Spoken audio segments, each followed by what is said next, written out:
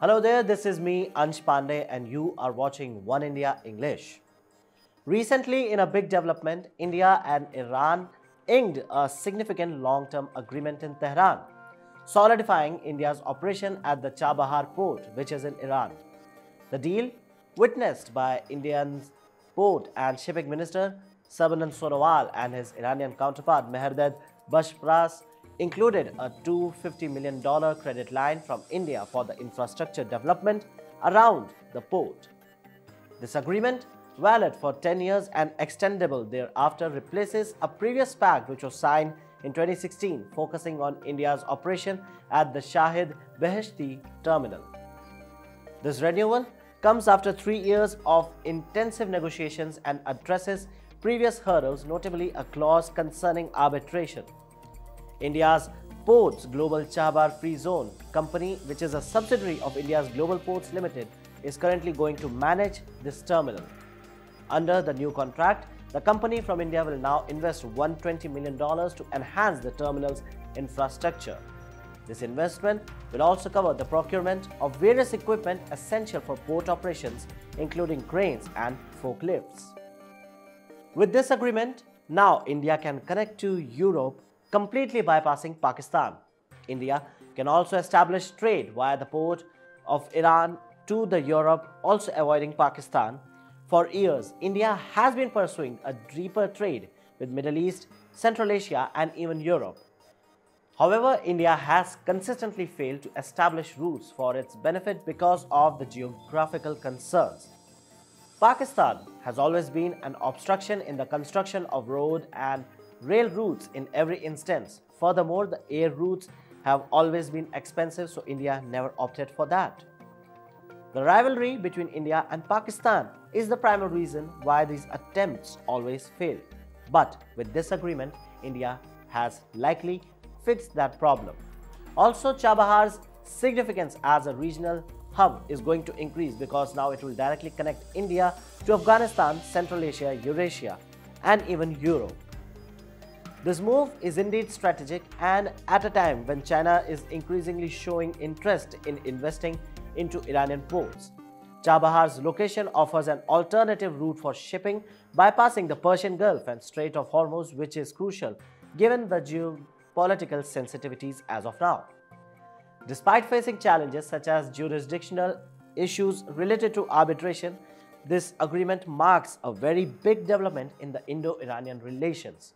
However, the United States has expressed its reservation regarding this specific development. The United States today morning cautioned that any country engaging in business dealings with Iran about the potential risk of sanctions, following reports of Iran and India signing the concerned Chabahar port deal. The State Department Deputy Spokesperson Vedant Patel emphasized that while the US is aware of the agreement, it maintains its stance on sanctions against Iran. Patel also urged the entities considering business dealing with Iran to be mindful of the quote-unquote associated risk. He reiterated the US's position on enforcing sanctions, emphasizing the importance of awareness regarding potential consequences of engaging in any sort of economic activity with Iran. Take a look yourself what Patel from the Biden administration stated. Iran and India have signed a deal concerning the Chabahar port. I will let the government of India speak to its own foreign policy goals vis-a-vis the Chabahar port, as well as its own bilateral relationship with Iran. I will just say, as it relates to the United States, U.S. sanctions on Iran remain in place and will continue to enforce them. Does that mean including against Indian firms potentially? So broadly, Sean, you've heard us say this in a number of instances. Any entity, anyone considering business deals with Iran, they need to be aware of the potential risk that they are opening themselves up to and the potential risk of sanctions. So there's not an exemption for this? No.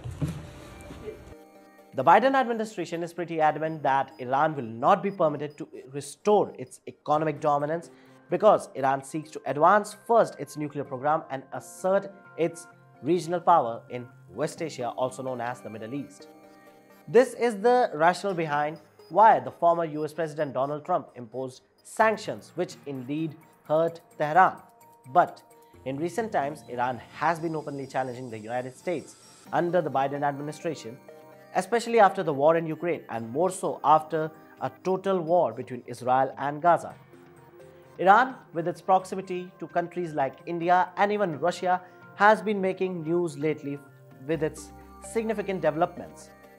Iran's accession to the BRICS alliance was one such major development. India and other allies of the BRICS formally proposed Iran's membership last year, and as a result, Iran joined the alliance, which opposes the US's economic dominance globally. You may now see why a sanction warning was issued for India. However, this agreement will also likely infuriate China as well because it deals a serious blow to Beijing's ambition to impose a control over Iranian ports.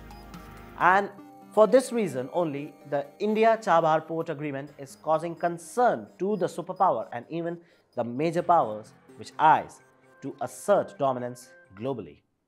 Subscribe to One India channel and never miss an update.